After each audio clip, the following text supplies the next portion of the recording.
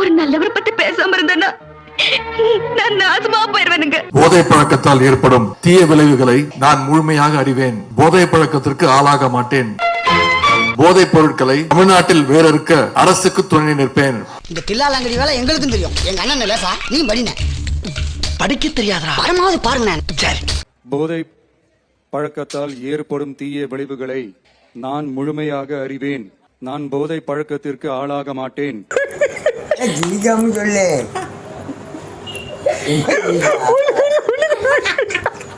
Flashback. மத்திக்கினாரு வந்துரு இவரை காப்பாத்தணும் கத்துரு. What's up, back man? Back.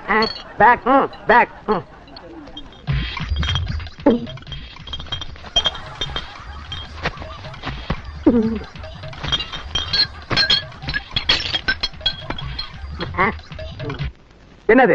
அது மட்டுமின்றி அவருடன் பயணித்த ஆதவ் அர்ஜுனாவின் கைப்பையிலும் மதுபாட்டில் இருந்ததால் அவரையும் முழுமையாக சோதனை செய்து அதை அப்புறப்படுத்திய பிறகுதான் இந்த பயணத்தில் பயணிக்க முடியும் என தெரிவித்தனர். ஃளைட்ல போற ஒரு மணி நேரம் கூட உங்களால மது குடிக்காம இருக்க முடியாது. டீசன்ட்டான வார்த்தை வாய்ப்பு யூஸ் பண்றாங்க. மது பிரியர்கள். அட பாவிகளா, குடிகார நாய் தான் சொல்லணும். சரி, நாயை தாழ்த்த வேண்டாம் நினைச்சீங்கன்னா குடிகார குடிக்கின்னு சொல்லுங்க.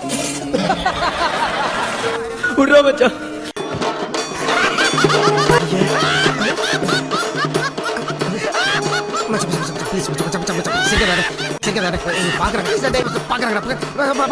மேலும் எனது குடும்பத்தினரையும் நண்பர்களையும் போதை பழக்கத்திற்கு ஆளாகாமல் தடுத்து அவர்களுக்கு அறிவுரைகளை வழங்குவேன்.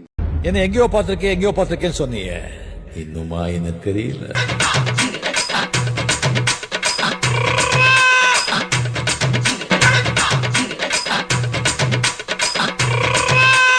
மாண்புமிகு அமைச்சர் கில்லி சரத் அவர்கள் மேட்ச் நடந்துட்டு இருக்கும் போது இந்த மாதிரி 500 ரூபா நோட்டு கார்ட்ஸ் எல்லாம் வச்சு இந்த மாதிரி ஏதோ ஒரு பவுடரை நுணுக்கிட்டு இருந்தாரு. கஞ்சா தானே போதையா?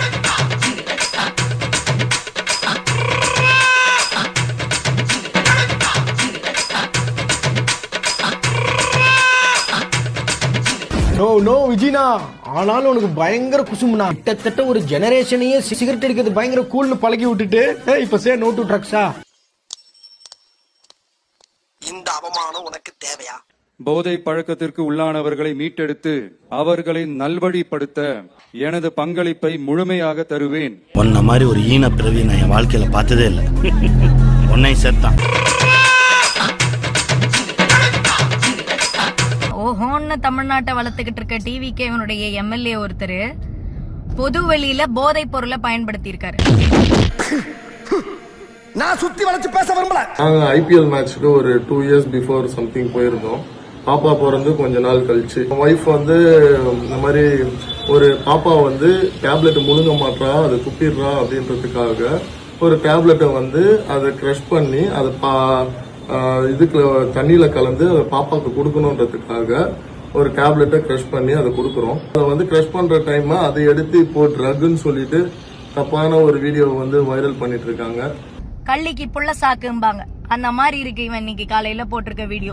ஐயா, இப்ப எதுக்கு வான்கோழி முட்டை போடுற மாதிரி வாய வச்சு நிறுற? Relax moms. அத விளக்கிடுவோமா?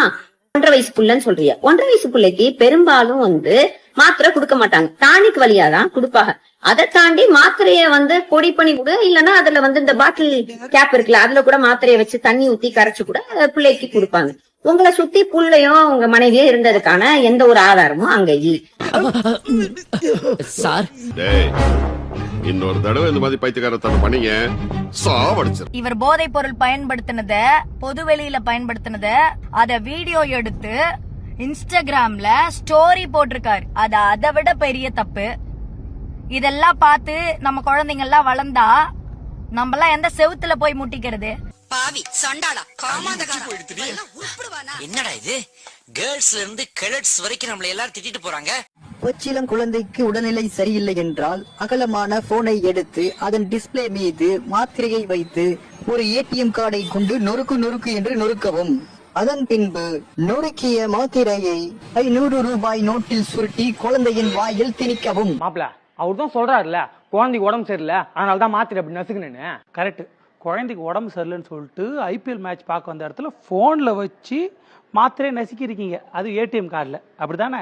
ஆமா, அதனாலதான் அப்படி பண்ணாரு. அப்ப இந்தா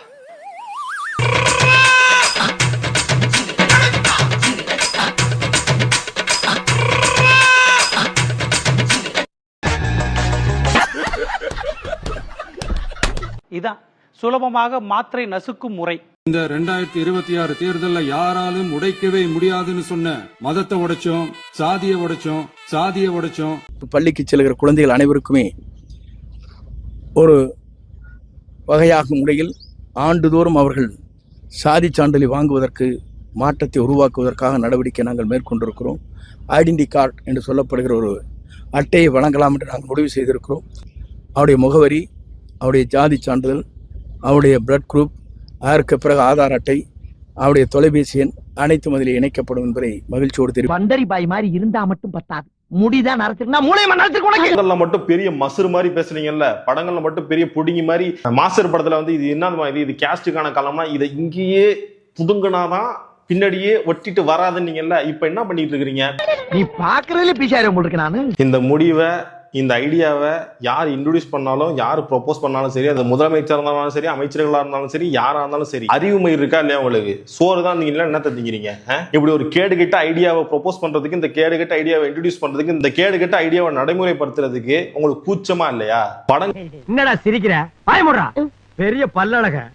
என்னங்க பெரியவரை பிடிச்சிட்டீங்க? யாரு இவனா பெரியவன்? இவன் சில்ற பையங்க. வேறு எந்த முதலமைச்சரும் ஓடியதில்லை. இந்தியாவிலே மாரத்தானில் பங்கேற்று 3 கிலோமீட்டர் தூரம் வரை ஓடிய ஒரே முதலமைச்சர். எத்தனை வருஷம் எக்ஸ்பீரியன்ஸ். விழுப்புரத்துல ஓடாத ஓட்டமா, அப்புறம் கரூர்ல இருந்து ஓடாத ஓட்டமா, இப்போ ஒரு மாநிலத்தினுடைய முதலமைச்சர் ஆனதுக்கு அப்புறமா இன்னும் பிரஸ்ஸ பார்த்து ஓடி முடியல, ஓடிக்கிட்டேதான் இருக்கும். அப்புறம் பின்ன எக்ஸ்பீரியன்ஸ் வேலை செய்யும்ல.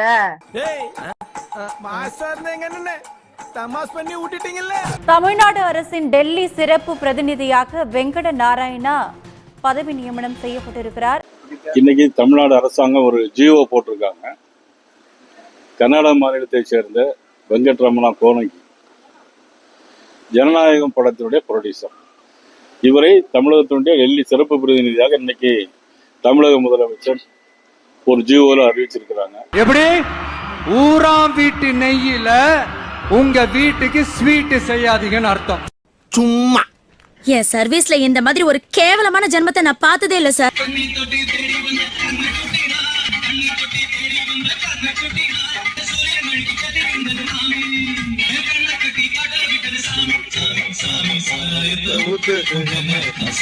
ஐயோ, ஆஹா, கூட்டத்தை பூரா திருப்பி விட்டானே. தமிழகத்துல லாட்சி விற்பனைக்கு முற்றிலும் தடை விதிக்கப்பட்டிருக்கக்கூடிய நிலையிலையும் தர்மபுரி மாவட்டத்தின் முக்கிய பகுதிகளில் அரசு விதிகளை புறந்தள்ளி 3 இலக்க ஆன்லைன் கள்ள லாட்டரி விற்பனை அமோகமா நடைபெற்றுட்டு வருது. இப்படி பப்ளிக்கா செய்யக்கூடிய விஷயமா இது? அதுவும் நிறைய மக்கள் வரக்கூடிய பஸ் ஸ்டாண்ட்ல வச்சு இப்படிப்பட்ட ஒரு காரியத்தை இவ்வளவு தைரியமா செஞ்சுட்டு இருக்காங்க. காவல்துறை கண்ணுல இதெல்லாம் படலையா, இல்ல கண்ணுல பட்டும் அமைதியா இருக்காங்களா? தலையில கள்ளத்துக்கு போட்டு நாம என்னப்பா செய்யறது? நாம ஒண்ணு நினைச்சா தெய்வம் ஒண்ணு நினைக்குது. தெய்வம் நினைக்கிறது இருக்கட்டும்டா, நீ ஏன்டா நினைச்ச? இதுக்குள்ள என்ன செஞ்சீங்கன்னு கேக்குறாங்க. ஒரு லிஸ்ட் ஒன்னு சொல்றேன் கேளுங்க. டான்ஸ் வேணுமா? டான்ஸ் இருக்கு.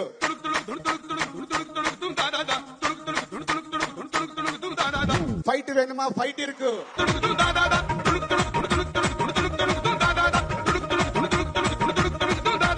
பாடி லாங்குவேஜ் சீன்ஸ் வேணுமா? அது இருக்கு. ஃபைனலி எமோஷன் ஆல்சோ இருக்கு.